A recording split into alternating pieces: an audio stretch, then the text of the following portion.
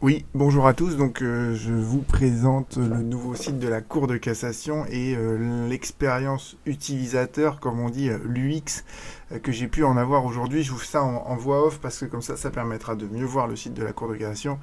Déjà, la première chose, c'est que vous pouvez vous créer un compte sur le site de la Cour de cassation. Donc, en fait, voilà, j'en ai créé un tout à l'heure. Qui me permet donc de me créer, de me connecter. Et vous allez voir, on peut faire pas mal de choses avec.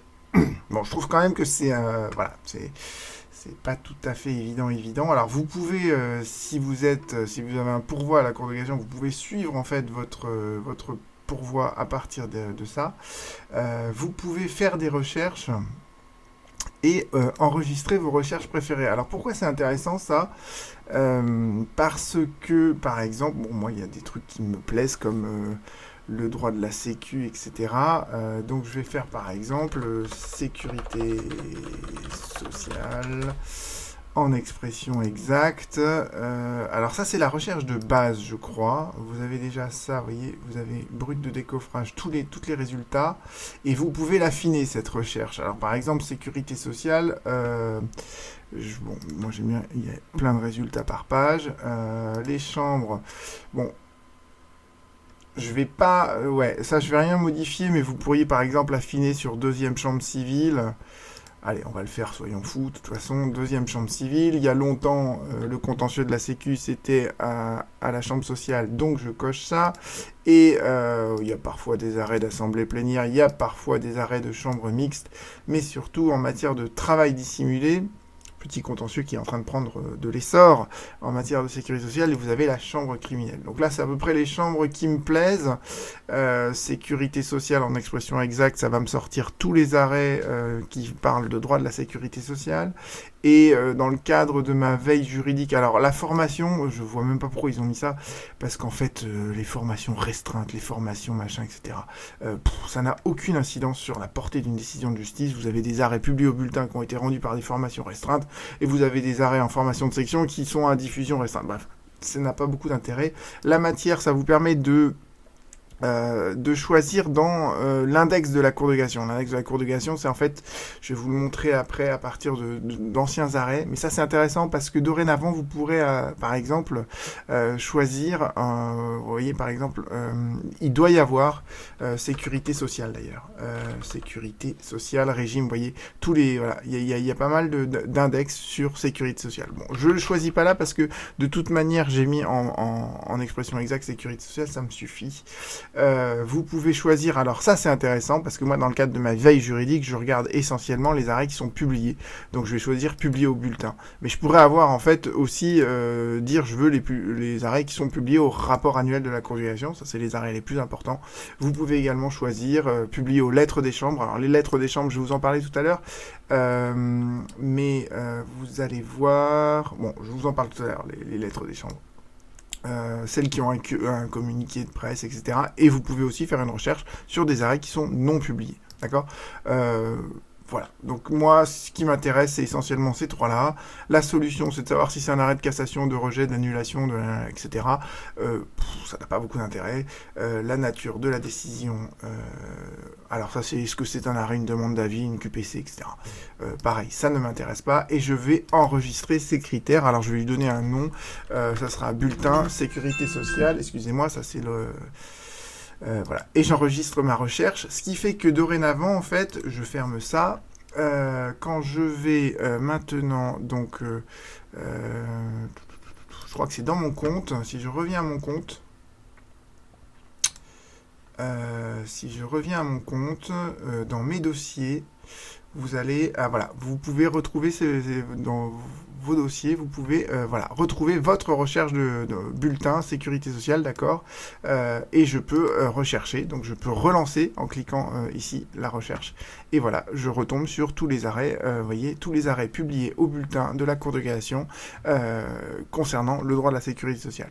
Et vous voyez d'ailleurs que vous avez des arrêts qui sont publiés au bulletin, mais qui ont été rendus par une formation restreinte, comme quoi la formation, c'est pas les arrêts publiés au bulletin, c'est pas toujours des arrêts de formation de section, ça peut très bien aussi être des arrêts de formation restreinte. Donc ce critère-là de la formation me paraît excessivement Enfin, pas d'un grand intérêt pour tout dire. Brièvement, regardons un peu le reste de ce site. Bon, ça c'est sur la Cour de cassation, comment elle est composée, etc. et tout. Voilà, vous pouvez cliquer là-dessus. Les décisions. Donc les décisions, alors, dans les décisions, vous avez aussi ce petit onglet-là pour les grands geeks, qui vous permet en fait d'utiliser en fait toute la base de données de la Cour de cassation, cette base-là, et de pouvoir l'utiliser vous-même dans le cadre d'un moteur de recherche. J'ai souvent utilisé en fait avec vous dans les autres vidéos le moteur de recherche que j'avais créé. En fait, c'est ce moteur-là qui s'appelle IA Droit, d'accord. Et en fait, derrière IA Droit, sous le capot entre guillemets, vous avez en fait quelque chose qui ressemble en fait à JudiLibre. Nous, on utilisait une autre base, et je sais pas d'ailleurs si l'autre base qui était créée avant, qui s'appelait 1K, qui était sur une autre source d'un site public du gouvernement, sera encore mise à jour, ou est-ce que la Cour de cassation a choisi simplement d'éditer JudiLibre, et est-ce qu'il faudra qu'on change tout notre moteur de recherche à la suite de cette refonte en fait du site de la Cour de cassation. Et en fait, à partir de là, vous pourrez regarder en fait comment en fait on peut accéder aux décisions, et vous voyez que vous pouvez utiliser justement une API, et vous pouvez à partir de là vous créer votre propre moteur de recherche si vous avez les compétences informatiques suffisantes. Revenons donc sur les décisions. Vous pouvez avoir donc tout ce qui est communiqué de presse récent. Vous voyez, ça c'est sur les arrêts très très importants. Par exemple, bon, j'ai pas eu le temps de la commenter sur la chaîne 1 de droit, mais je voulais commenter celui-là sur les décrocheurs de portraits. Et bien là, en fait, vous allez avoir le communiqué de presse qui est généralement publié, qui avant était publié tout en haut en fait de l'arrêt.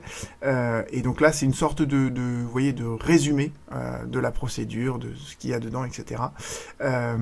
Et après, vous pouvez éventuellement, alors je sais pas si, oui, on peut retrouver les arrêts, vous voyez, ils sont à la fin, justement, donc de ce communiqué de presse, vous pouvez retomber sur les arrêts de la Cour de cassation.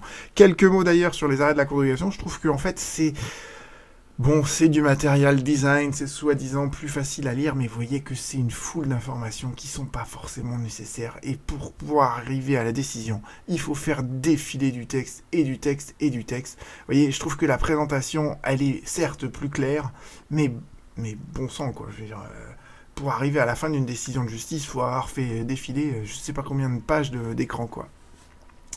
Voilà, alors que vous reprenez la même, je ne sais pas si le moteur de recherche est assez, je le mets là, je vais voir si je retrouve cette décision, non elle est pas, on l'a pas encore, mais par exemple, vous voyez, hop, non, sécurité sociale, il n'y aura pas de... Sur le moteur de recherche que j'utilise, la présentation, elle est beaucoup plus compacte. Vous voyez, vous n'avez pas besoin de faire défiler des pages et des pages, vous avez tout qui est bien rassemblé. Et c'est un peu le reproche que je fais au nouveau site de la Cour de cassation, c'est que, bon, bah, certes, c'est plus clair, c'est plus aéré, mais plus on aère, et plus on doit faire défiler du texte. Voilà. Les questions en cours, c'est là où vous allez retrouver, je pense, les QPC, d'accord ? Voilà, les QPC qui sont soumises à la Cour de cassation, les questions préjudicielles, les demandes d'avis. Dans le kiosque, alors, bon, ça, c'est pas mal, mais c'est pas non plus hyper pratique. C'est-à-dire que vous retrouvez donc le rapport annuel, les bulletins des arrêts des chambres civiles, sauf que le bulletin des arrêts des chambres civiles, donc la jurisprudence publiée, malheureusement, en fait, avant, elle était publiée au fil de l'eau sur le site de la Cour de cassation, et on pouvait s'y abonner via un flux RSS. Et maintenant, en fait, on doit attendre que la Cour de cassation, elle ait publié son bulletin du mois. Et en fait, elle a pas mal de retard vis-à-vis de ça, ce qui fait que vous voyez que le dernier bulletin des chambres civiles, il date de décembre 2020. Ils ont voilà, quasiment 10 mois de retard sur la publication de leur bulletin. Donc avant, on avait un accès beaucoup plus facile et immédiat en temps réel finalement à la jurisprudence publiée, et maintenant, pour arriver à avoir cet accès à la jurisprudence publiée en temps réel, bah, il faut se créer en fait sa propre alerte sur les arrêts publiés, etc. Voilà. Donc je trouve ça un peu... un peu dommage. Vous avez, je vous ai dit, donc les bulletins, ça c'est la source, vous voyez, c'est quelque chose qui est très très important, c'est les arrêts au bulletin, maintenant, c'est vraiment les arrêts de principe, les arrêts au rapport annuel, ils sont encore plus importants, d'accord. Mais vous voyez, la Cour de cassation, le rapport annuel, le dernier rapport annuel de la Cour de cassation, il date de 2019, donc là encore, il y a un retard qui est encore plus important, et ils ont créé récemment, en fait, des lettres, notamment je sais que la deuxième chambre civile, elle a fait une lettre récemment en droit de la sécurité sociale. Et c'est des lettres qui sont trimestrielles et vous allez voir, elles sont pas non plus très très étayées. C'est assez court en fait, une lettre de la deuxième chambre civile. Et vous allez voir, en fait, il y a 23 pages, vous voyez.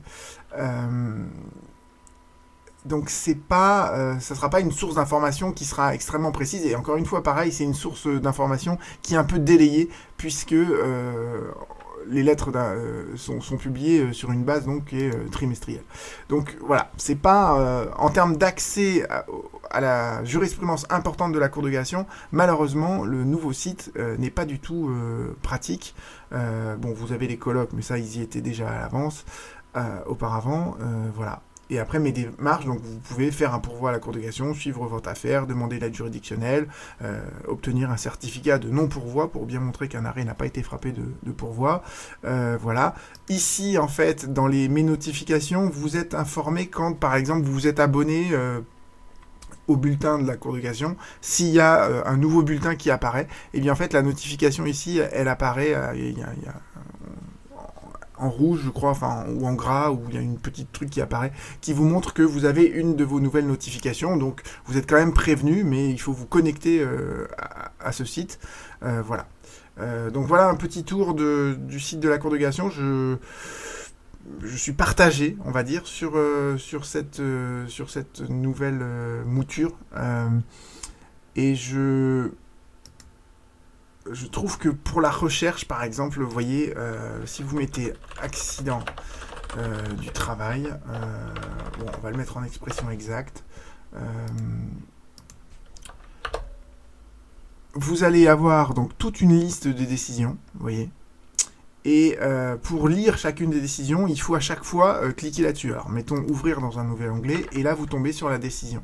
Donc, vous vous rendez compte que, finalement, pour faire une recherche de jurisprudence, c'est long, quoi. C'est assez long. Parce qu'à chaque fois, il va falloir ouvrir un nouvel onglet.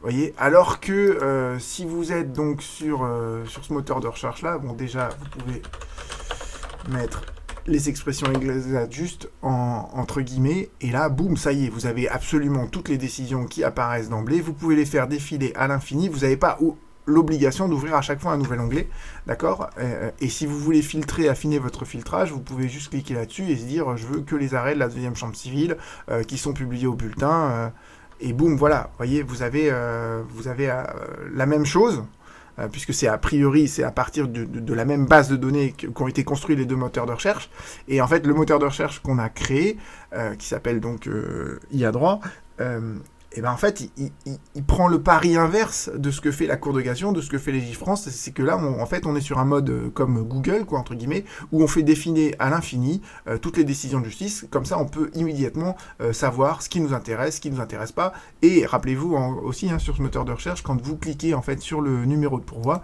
eh bien ça vous ouvre un nouvel onglet qui vous ramène directement sur Légifrance, sur l'arrêt sur Légifrance. Donc voilà, je suis un peu partagé sur ce nouveau moteur de recherche de la Cour de cassation, d'autant que là, par exemple, vous voyez, je mets accident du travail, mais si je veux mettre sécurité sociale en plus, on va essayer quelque chose de sécurité sociale, donc je veux... Est-ce qu'il prend tout en expression exacte ou pas? Alors, vous voyez, là, déjà, il me donne un nombre de réponses qui est bizarre, parce que j'ai mis expression exacte. Ça voudrait dire qu'il comprend peut-être les guillemets. Bon, je vais jouer un peu avec le nouveau site de la Cour de cassation et je vous dirai ce que j'en pense. Je vous ferai peut-être une nouvelle vidéo sur cette question. Je vous remercie pour votre écoute et on se retrouve très bientôt.